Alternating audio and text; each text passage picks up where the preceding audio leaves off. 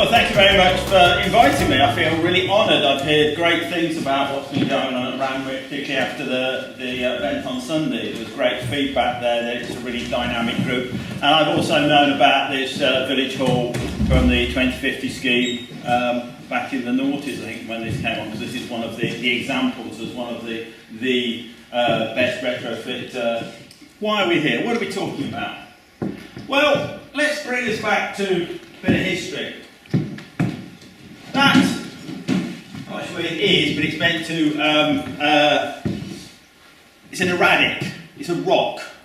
And in the 2 centuries ago, about the 1840s and 50s, there's a great discussion by alpine climbers and people, how these rocks got there. How did they get there? And the speculation was it was the melting of the glaciers. But what was the mechanism by which the glaciers melted? Well, one of the alpine climbers was also this amazingly clever man called John Tyndall, who did lots of things. He was a chemist. And in 1859, 6 months before the publication of Darwin's Origin of Species, he demonstrated the thermal properties of carbon dioxide and water vapour and various other gases, and speculated as a result of that, it's scientifically demonstrated evidence that it was the rise in changing levels of water vapour and carbon dioxide in the atmosphere that had warmed the planet, and the glaciers had receded, and that's why you got erratics in the Alps.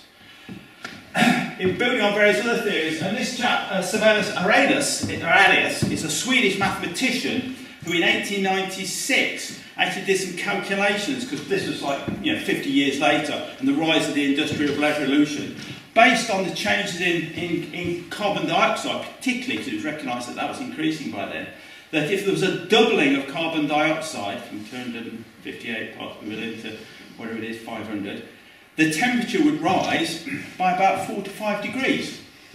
That is very, very close to the predictions by NASA and everybody else. However, it took him about a year to do these calculations. He did it all by hand. He once jokingly said that it'd be 3,000 years before we had something to worry about like that. Because he didn't know the massive rise in the use of fossil fuels. We're talking back here, and this is the rise in coal, crude oil and natural gas. He was unaware of that. So making predictions for the future, sometimes his maths was pretty good. His calculations were effectively demonstrated to be true by Carruthers in 1938, and then by NASA, British Antarctic Survey, and now subsequently the climate change models. So what is Stroud District Council doing? Early moves on Stroud District Council. We appointed a sustainability. There's a lot of dust on this lens. It looks like it's snowing, but never mind. We appointed a sustainability office in 96, 97, had a commitment for carbon reductions back in the 90s, and was one of the first local authorities to get an EMAS accreditation. That's a sort of environmental auditing. Pretty technical, pretty boring, however quite important. We took the lead in the warm and well energy efficiency. We've worked on the lead since 2001, which has brought £32 million into Gloucestershire since 2001. In Stroud District Council, between 2001 and 2015, 11,000 energy efficient measures on 6,000 homes. 12% of the homes, both private and public in Stroud District, have been improved. The council developed an environmental strategy with 5 key themes. This has just been reviewed by the Environment Committee 10 years on, and we've got a newer, simpler one. So it's embedded into the ethos of the council. Between 2007 and 2015, 37% cut in the CO2 emissions. Because we were monitoring, we knew what we were cutting. Cooling, server room, mileage, insulation measures, air handling system, lots of little things, but it all added up. The council, there's Philip. The council also had an energy strategy for its public housing, insulating bungalows, air source heat pumps, PV panels, replacement gas systems. Because we still own our housing stock, the only local authority in Gloucester that still owns our housing stock, we actually did lots of things there. And we did the calculation, the audited measures of what our carbon emissions were and what our policy changes and effects we've done had saved. By 2015, we were the first carbon neutral council in Europe. if you offset what we were emitting and then offset it, what we're saying through policy matters, the non-audited ones are much, much higher. So in terms of offsetting, we're there. That's the solar panels on the roof of Stratford Park Leisure Centre. There's solar panels also on the top of the pools. So, doing pretty well. Where do we go from here? Austerity is coming in. Not so much money to spend as a local authority. Gets a bit difficult. But then, the IPCC report in October 2018, which you're all probably aware of. This basically said that the current measures we would end up there with emissions. We needed to get it down here to actually make sure that the temperature rise was not greater than 1.5 degrees C. Very small changes in sea temperature have dramatic effects on the ecology. When I worked in the British Antarctic Survey, we had one summer when the temperature was just slightly warmer, and it meant all the krill went south. So all the the grey-headed albatrosses that fed closely within a few hundred kilometres of the island, they didn't feed their chicks. The gentoo penguins, all their chicks died that year.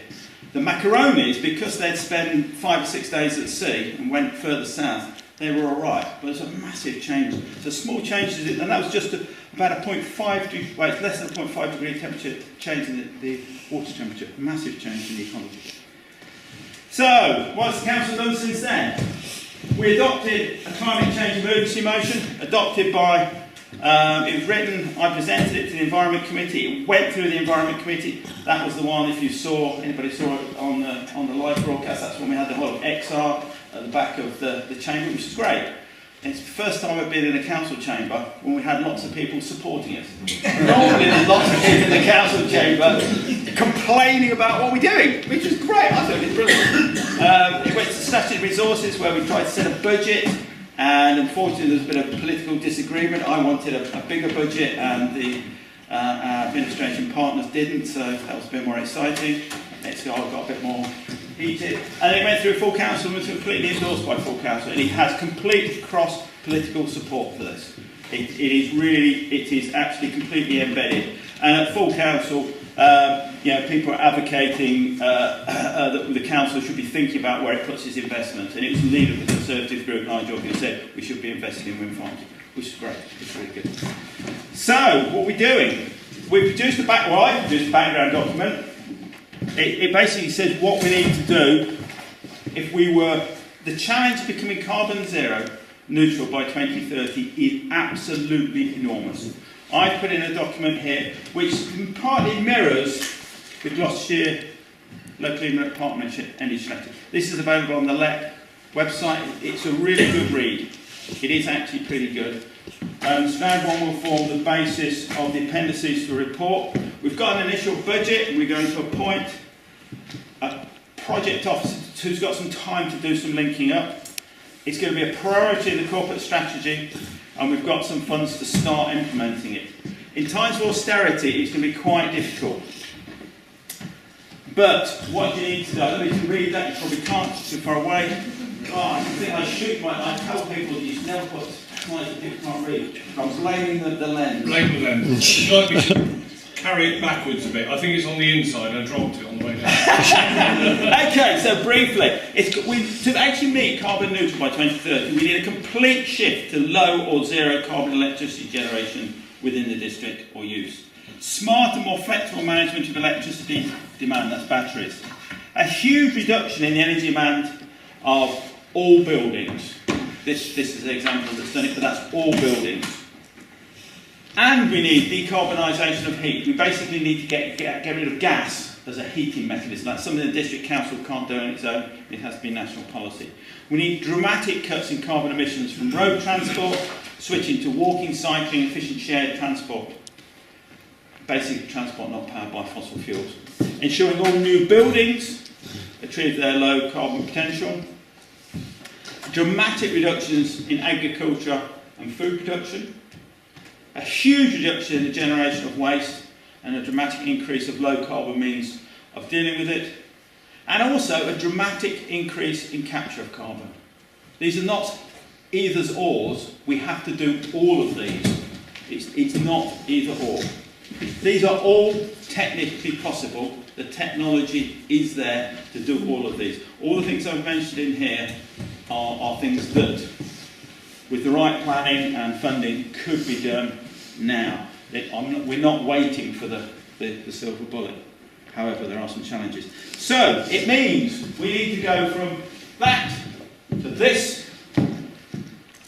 We need a lot more of these, battery storage, anaerobic digesters for creating biomethane, solar panels, hydro, it's only fairly small in the district.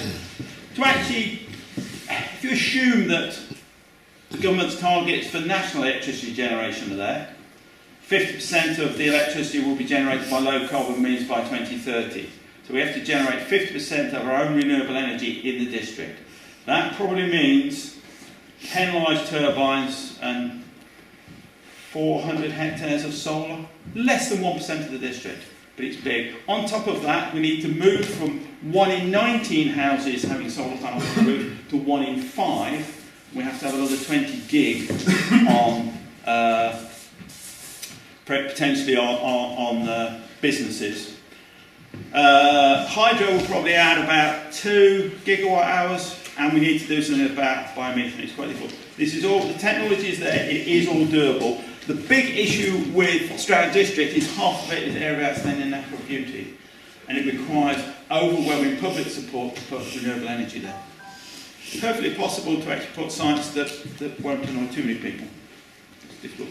So the council is beginning to develop some very strong policies on a low carbon generation, and it's going to be really interesting when the local plan, because it's out for consultation, when that goes to inquiry, we are probably going to be one of the local authorities at the forefront of putting the strongest policies for renewable energy and for carbon neutral.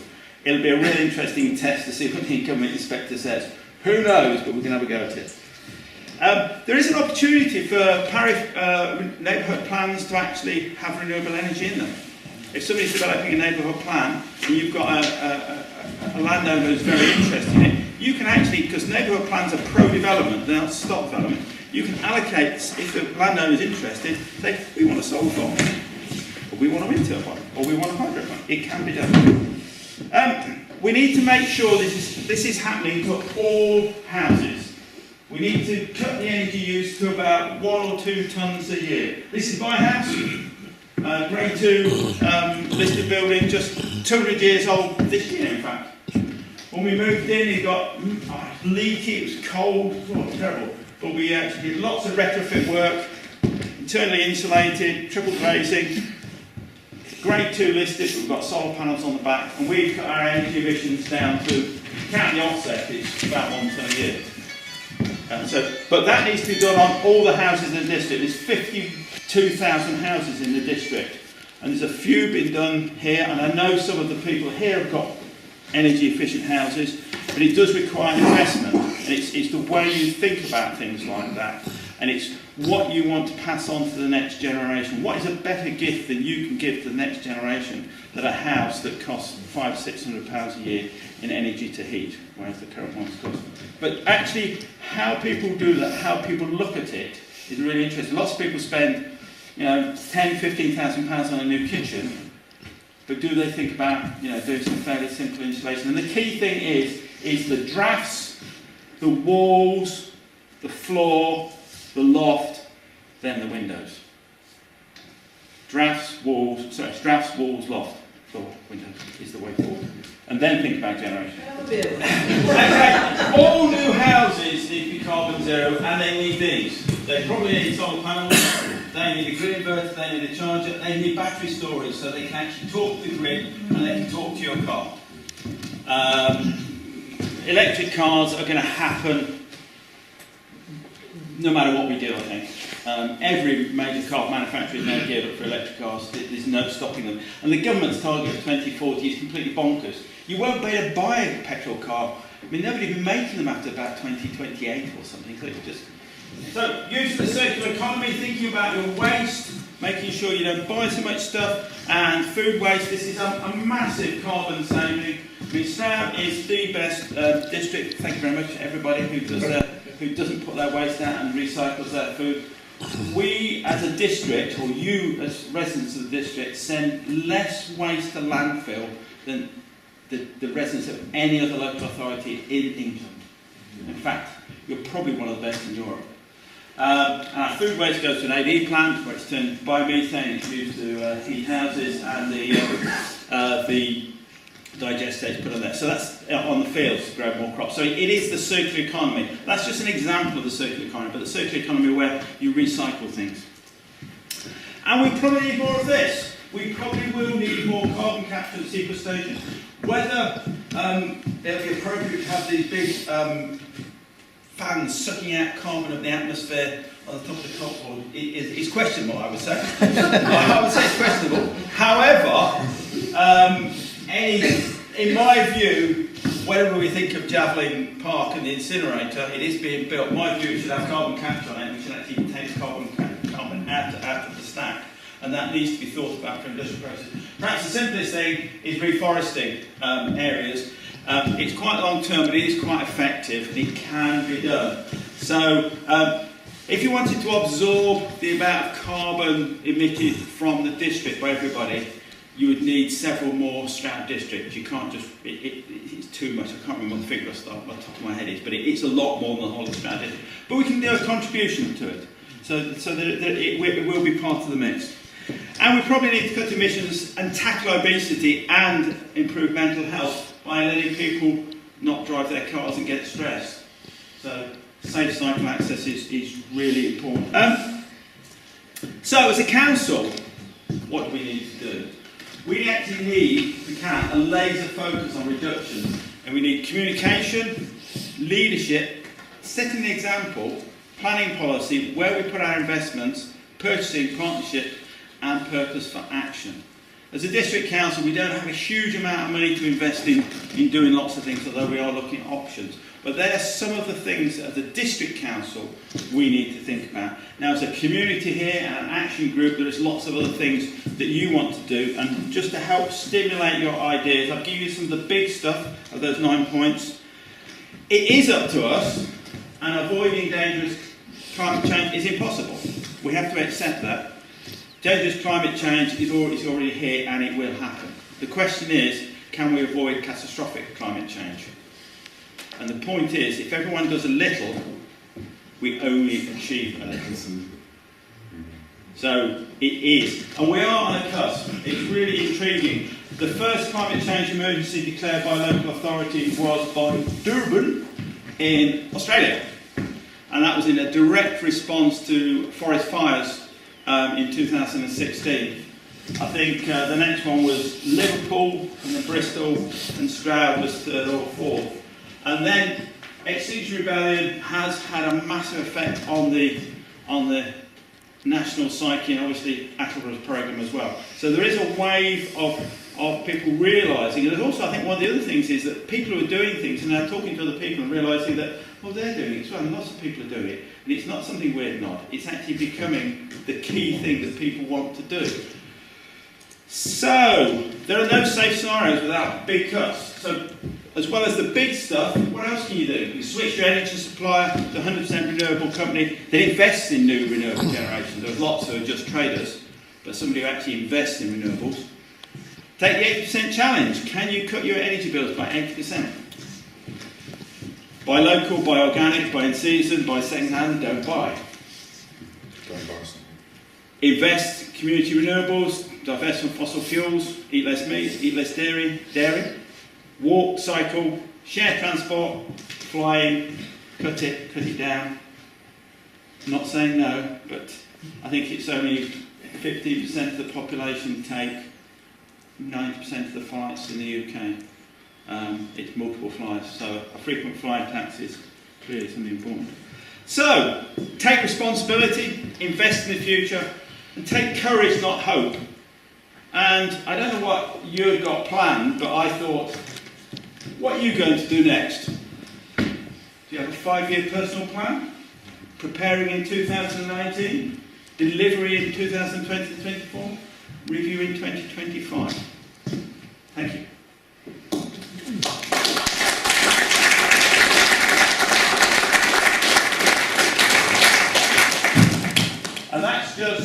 a link to connection to local tradesmen. There's actually a website that local tradesmen has been approved by 7 Energy for retrofitting houses.